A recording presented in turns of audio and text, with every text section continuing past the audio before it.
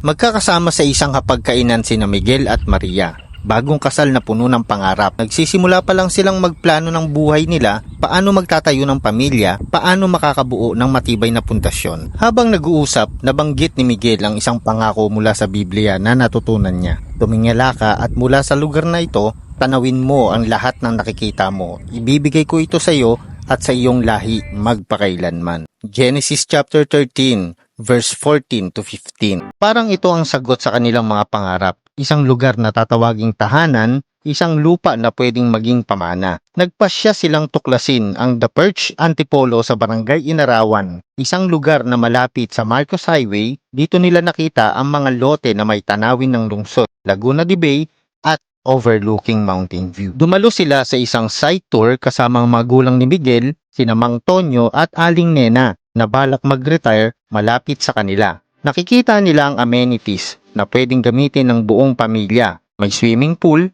clubhouse, basketball court, tennis court at ang sikat na La Veranda Restaurant at Windels na may napakagandang view at perfect para sa family bonding. Si Mang Tonyo na dating abala sa trabaho sa lungsod, excited sa bagong yugto ng buhay nila sa The Perch. Nakikita niya itong bilang tahimik at ligtas na komunidad para sa kanya at kay Aling Nena na malapit sa mga anak pero malayo sa ingay. Sa gabi, madalas silang maglakad-lakad sa paligid ng clubhouse habang nagkukwentuhan tungkol sa kinabukasan. Para sa kanila, ang pagkakaroon ng lote sa The Perch ay investment din sa kanilang peace of mind.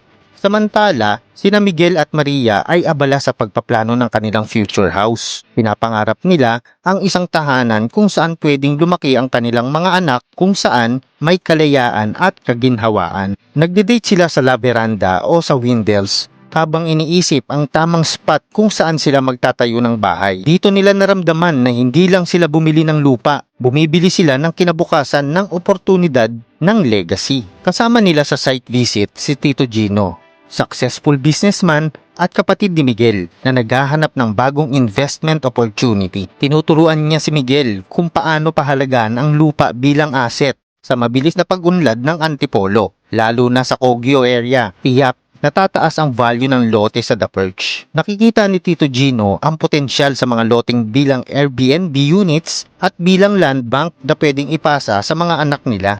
Nag-offer ang developer ng mga lote mula 320 square meter hanggang 1,105 square meter sa presyo na 25,000 hanggang 40,000 bawat square meter. Para sa mga cash buyers, may 15% discount kapag nabayaran sa loob ng 2 buwan. Para naman sa mga nais mag-installment, may 10% down payment payable in 6 months at 90% balance payable sa loob ng 7 years. Sa pagtatapos ng araw, nagkasundo silang simulan ang bagong yugto sa The Perch Antipolo. Para sa kanila, hindi lang ito pagbili ng lupa.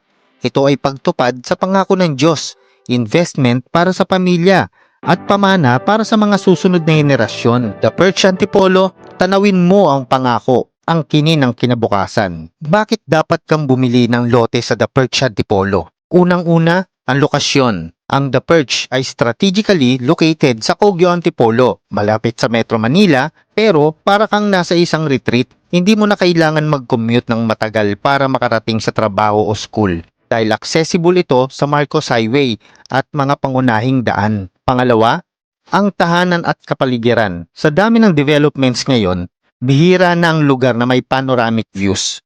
Metro Manila skyline, Laguna de Bay at bundok ng Sierra Madre. Sa The Perch, araw-araw kang gigising na may magandang tanawin na magpapasaya sa iyo at sa pamilya mo. Pangatlo, komunidad at amenities.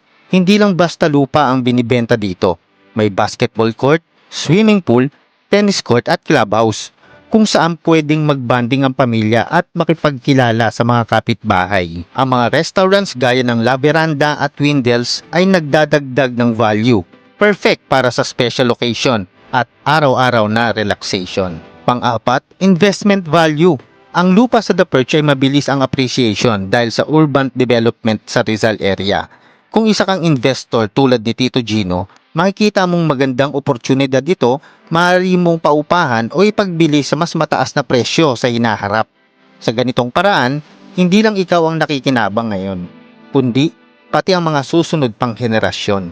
Panghuli, Flexible payment terms, hindi tulad ng ibang developments na kailangan agad bayaran ng malaki. Dito, may dalawang magaan na options. 15% discount para sa cash buyer na mababayaran sa loob ng 2 buwan at installment plan na may 10% down payment at 7 years balanced in-house financing. Ito ay ginawa para mas maging abot kaya ang iyong pangarap. Kaya para sa mga pamilya na tulad ni Miguel at Maria na nagsisimula pa lang, para sa mga retirees tulad nila Mang Tonyo at Aling Nela na naghahanap ng tahimik na buhay, at para sa mga investors at businessman tulad ni Tito Gino, The Perch Antipolo ay hindi lang isang lupa, ito ay isang oportunidad para sa mas maganda at mas matatag na kinabukasan. Kung gusto mong makita ang mga lote at maranasan ng lifestyle, tumawag ka na ngayon para sa free site visit at personal consultation. Huwag palampasin ang pagkakataong ito dahil ang tamang panahon para mag-invest ay ngayon. Nagustuhan mo ba ang video na to? I-share mo na sa mga kakilala mo. And please don't forget to click like, subscribe, and hit the notification bell para updated ka sa mga bagong video na i-upload ko. And this is your Dream Home Buddy, Marvin Marquez. Magkita-kita tayo muli sa aking susunod na house tour. God bless and bye-bye!